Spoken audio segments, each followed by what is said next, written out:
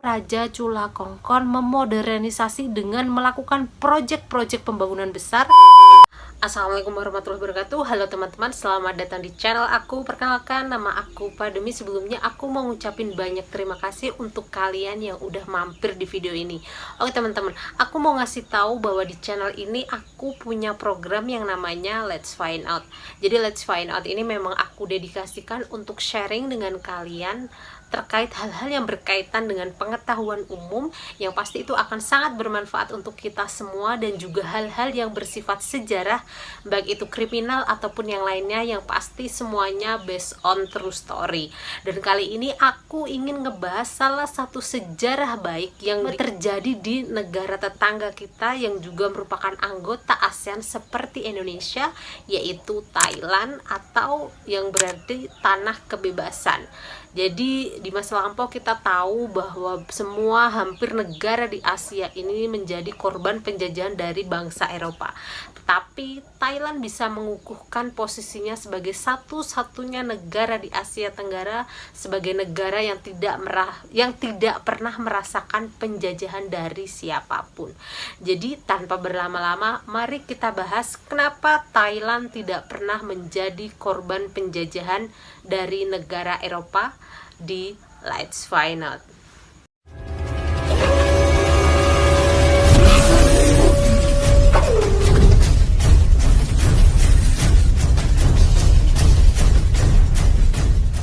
Oke teman-teman, jadi banyak pertanyaan kenapa kok negara Asia dan negara Eropa yang memiliki jarak ribuan kilometer ini bisa dijadikan target penjajahan oleh negara-negara Eropa. Kita tahu negara kita pernah menjadi korban penjajahan oleh Belanda selama 350 tahun. Negara tetangga kita tidak lebih baik karena seperti negara Malaysia, kemudian Burma yang sekarang kita kenal sebagai negara Myanmar, pernah menjadi daerah jajahannya Inggris.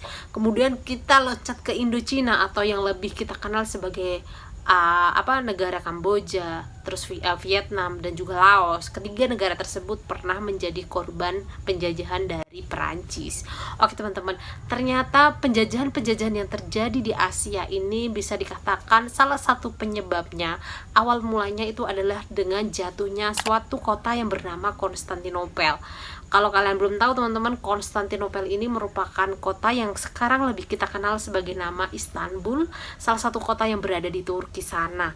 Oke teman-teman, di masa lampau Istanbul atau Konstantinopel ini merupakan salah satu titik penting, titik vital yang menyambungkan antara Eropa dan Asia, di mana sebelumnya emang kota ini merupakan ibu kota dari Kekaisaran Romawi selama beratus-ratus tahun lamanya. Semua orang Eropa mendapatkan semua bahan yang mereka butuhkan, termasuk rempah-rempah dari Asia itu, dengan melewati jalur Konstantinopel. Tapi apa jadinya ketika Konstantinopel ini tidak diperbolehkan untuk dilewati oleh para pedagang yang membawa rempah-rempah tersebut? Otomatis ini akan menjadi masalah, bukan, untuk orang-orang Eropa. Mungkin dari kita juga bertanya-tanya, kita itu bisa melihat yang namanya laos, kunyit, terus ketumbar dan yang lainnya di dapur rumah kita itu adalah hal yang biasa, tetapi pada kenyataannya rempah-rempah ini merupakan bahan-bahan yang sangat penting dan sangat vital bagi orang Eropa di masa lampau dan bahkan masa sekarang juga, dan sayangnya mereka tidak memiliki sumber tersebut. Otomatis ketika Konstantinopel ini ditutup, mereka harus memutar otak mereka untuk mendapatkan bahan-bahan tersebut secara langsung. Itu mengapa banyak bangsa Eropa yang melakukan ekspedisi untuk mencari jalur laut, di mana mereka melewati Samudra Atlantis untuk meraih atau mencapai daratan Asia sebagai pemasok rempah-rempah terbesar di dunia. Itu mengapa banyak dari negara mereka yang datang ke Asia. Bisa dibilang pada awalnya negara-negara Eropa ini tujuan untuk datang ke Asia ini hanya untuk berdagang. Mereka ingin mendapatkan harga murah atau mendapatkan barang secara langsung untuk dibawa balik lagi ke negaranya, dan akhirnya mereka mendapatkan keuntungan yang berkali-kali lipat lebih banyak.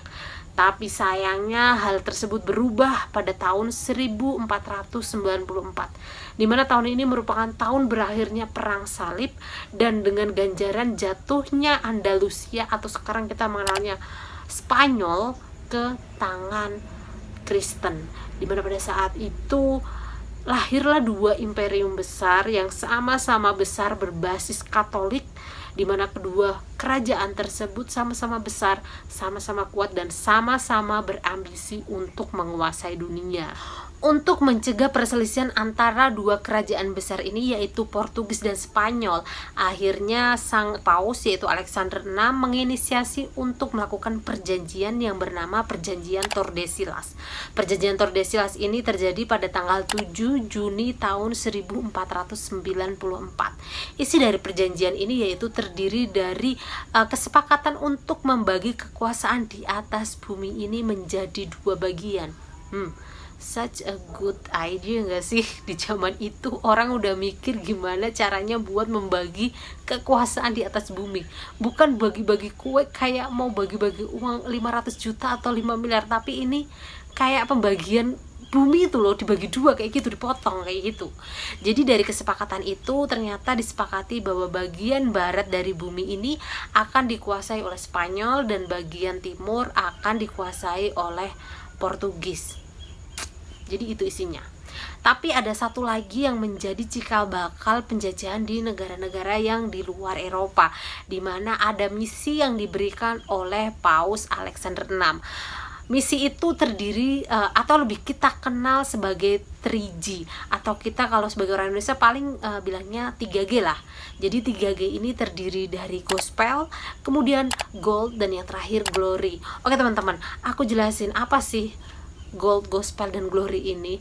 Gold bisa diartikan sebagai kekayaan. Jadi memang tujuan dari ekspedisi dua kerajaan besar ini adalah untuk mendapatkan kekayaan sebanyak-banyaknya dengan mengambil kekayaan dari daerah-daerah yang akan mereka temui di depan.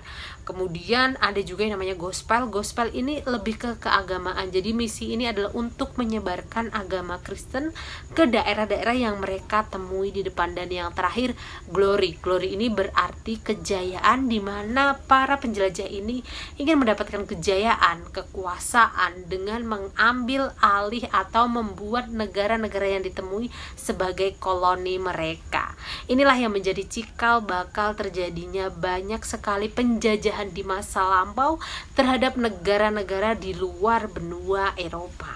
Seperti yang sudah aku sampaikan sebelumnya ya teman-teman, bahwa salah satu negara di Asia Tenggara yang terbebas dari penjajahan adalah Thailand. Kalau zaman dulu itu namanya bukan Thailand, tetapi Kerajaan Siam. Dan memang terbukti Kerajaan Siam ini pernah dipimpin oleh raja-raja yang hebat dan juga cerdas. Itu mengapa mereka bisa lolos dari penjajahan negara Eropa. Salah satu hal yang dilakukan adalah dengan melakukan perubahan sistem pemerintahan menjadi sistem Mandala.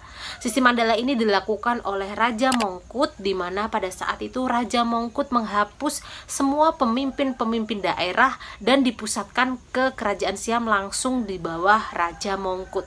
Teman-teman, ibaratnya kita lihat kayak di sini sekarang tuh ada bupati, gubernur, wali kota dan sebagainya kan. Lah, semua pemimpin-pemimpin daerah tersebut itu ditiadakan. Kenapa kok Raja Mongkut memutuskan untuk melakukan perubahan ini? Karena Raja Mongkut sadar bahwa salah satu politik yang biasa dilakukan oleh orang-orang Eropa untuk menjajah Asia itu adalah dengan melakukan politik adu domba. Mungkin teman-teman semuanya masih pada inget lah pada zaman kita masih SD atau MI kayak gitu. Aku masalahnya masih inget banget bahwa guruku itu selalu bilang bahwa salah satu alasan kenapa Indonesia bisa dijajah beratus-ratus tahun lamanya ya karena politik adu domba ini. Inilah yang diantisipasi oleh Raja Mongkut agar tidak terjadi di Kerajaan Siam. Selain merubah sistem pemerintahan menjadi sistem Mandala, Raja Mongkut ini juga melakukan perjanjian dengan gubernur Hong Kong yang bernama John Bowring. Perjanjian ini dinamakan dengan Perjanjian Bowring. Isi dari perjanjian ini bisa dibilang sebenarnya tidak terlalu menguntungkan bagi Siam, dikarenakan dari perjanjian ini dihapuslah bea masuk import untuk barang-barang yang akan dimasukkan ke Siam, di mana biaya import atau pajak ini yang biasanya menjadi pemasukan utama dari Kerajaan Siam. Tetapi karena pada saat itu Raja Mongkut ini sadar bahwa dia harus memastikan rakyatnya itu tidak pernah merasakan penjajahan dan memastikan bahwa dia dekat dengan Inggris, dilakukanlah perjanjian Bowring ini. Raja Mongkut juga melakukan modernisasi dengan menambahkan beberapa pelajaran yang tidak pernah diterima oleh rakyat Siam, di mana pada saat itu Raja Mongkut menambahkan pelajaran geografi dan antariksa kepada para pelajar di Siam, di mana pada saat itu dengan harapan rakyat Siam itu bisa mengetahui keberadaan dari benua Eropa dan orang-orang Eropa sebelum mereka menginjakkan menginjakkan kaki mereka di tanah kerajaan Siam. Selain itu, Raja Mongkut juga menyewa para misionaris, yaitu orang-orang Eropa, untuk mengajarkan bahasa Inggris kepada orang-orang Siam. Bahkan Raja Mongkut ini juga mengirim putranya yang merupakan putra mahkota yang akhirnya akan meneruskan perjuangan dari Raja Mongkut, yaitu Raja Chulalongkorn atau Raja Rama V, untuk belajar langsung ke Inggris. Raja Chulalongkorn ini bisa dibilang masa kepemimpinannya itu sangat membantu untuk menghindari penjajahan, dimana pada saat itu Raja Chulalongkorn memodernisasi dengan melakukan proyek-proyek pembangunan besar, dimana dia menyewa arsitek Eropa untuk melakukan pembangunan besar-besaran di Thailand. Bahkan salah satu istananya pun dirancang oleh arsitek Eropa. Selain itu, Raja Chulalongkorn juga menghapus yang namanya perbudakan, bahkan melarang kelas yang namanya pernikahan paksa untuk melunasi hutang yang biasa dilakukan oleh orang Siam sebelumnya. Raja Chulalongkorn juga merubah cara berpakaian dari rakyat Siam, di mana sebelumnya mereka cenderung untuk berpakaian tradisional dengan merubah menjadi pakaian-pakaian yang kebarat-baratan. Jadi kayak memakai blus, kemudian sepatu yang biasa dipakai sebelumnya sepatu tradisional itu dirubah dengan boot, memakai topi seperti itu. Dan juga Raja Chulalongkorn ini juga menikmati sesi foto dengan ala-ala Eropa dengan keluarganya. Jadi dengan perubahan cara berpakaian, cara bersepatu, dan bahkan topi itu diharapkan memang pada saat bangsa Eropa itu menginjakkan kakinya di kerajaan Siam, mereka akan menganggap bahwa orang-orang Siam ini bukan orang-orang terbelakang gitu loh. Mereka itu punya kesetaraan yang sama dengan orang-orang Eropa dan bahkan memiliki intelektual yang sama dengan bangsa Eropa. Dan hal ini bisa dibilang merupakan salah satu hal yang cukup berhasil secara emosional ya, secara psikologis. Ini emang sangat mempengaruhi bangsa-bangsa Eropa yang datang saat itu ke negara atau kerajaan Siam. Meskipun sudah melakukan perubahan pemerintahan menjadi sistem Mandala, kemudian modernisasi dan juga melakukan perjanjian Bowring, sebenarnya bisa dibilang Prancis itu masih punya keinginan untuk menguasai kerajaan Siam, dimana pada saat itu Prancis tekad untuk menguasai Siam dan membaginya menjadi dua wilayah, setengah untuk Prancis dan setengahnya lagi akan diberikan kepada Inggris. Melihat niat dari Prancis ini, raja dari kerajaan Siam ini bisa dibilang cukup cerdas ya. Jadi dia bergerak cepat menawari Inggris untuk melakukan negosiasi, di mana isi negosiasi ini adalah tetap membiarkan kerajaan Siam ini tetap menjadi negara yang bebas, dikarenakan negara Siam ini bisa dijadikan sebagai buffer teritori atau daerah penyangga. Jadi teman-teman, daerah penyangga ini bisa diartikan sebagai daerah pembatas untuk dua kekuasaan besar yang berpotensi untuk terjadi konflik. Itu mengapa itu disampaikan kepada Inggris dan akhirnya Inggris pun setuju. Itulah yang menyebabkan akhirnya Prancis mengurungkan niatnya untuk menguasai kerajaan Siam, karena memang orang Inggris ini sudah sudah mengiyakan permintaan dari kerajaan Siam. Itulah teman-teman beberapa hal yang menjadi faktor kenapa kerajaan Siam, atau sekarang kita lebih mengenalnya negara Thailand ini, menjadi negara satu-satunya di Asia Tenggara yang tidak pernah merasakan penjajahan dari bangsa-bangsa Eropa. Jadi itu teman-teman untuk video kali ini. Aku harap video ini dapat bermanfaat untuk kalian dan aku pribadi, dan aku minta tolong untuk support channel ini dengan cara subscribe, tinggalkan like, dan juga saran dan kritik kalian untuk perbaikan video selanjutnya di komen di bawah. Sampai jumpa di video selanjutnya. Assalamualaikum warahmatullahi wabarakatuh. Dadah.